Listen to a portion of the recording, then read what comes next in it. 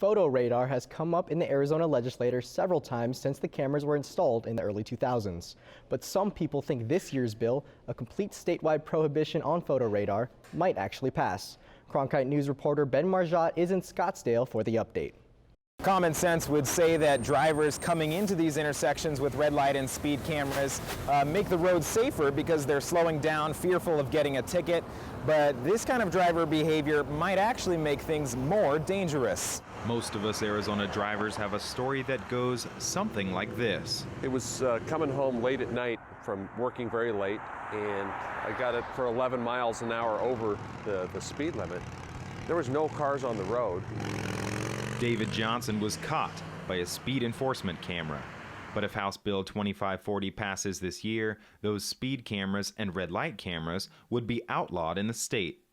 House Republican Kelly Townsend, who has actually voted against a similar bill in the past, proposed the legislation this time around. I wasn't ready yet to say, let's get rid of them. But I had given my word that if it could be shown that there was fraud involved, that I'd run the bill myself. That confirmation came in the legislative off-season, when a former CEO for Redflex, one of the big photo radar manufacturing companies, pled guilty to fraud in June. Shady business practices aside, questions remain whether these cameras are actually making the roadways safer, an argument often made by politicians who want to keep them in place.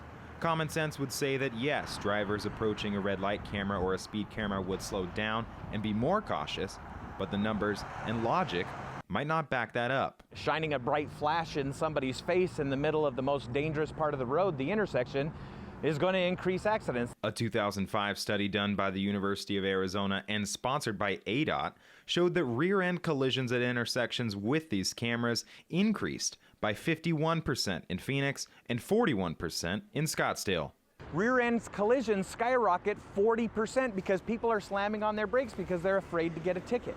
Representative Townsend said that even if the bill doesn't pass the legislature, a similar measure will go to the ballot later this year. In Scottsdale, Ben Margiott, Cronkite News.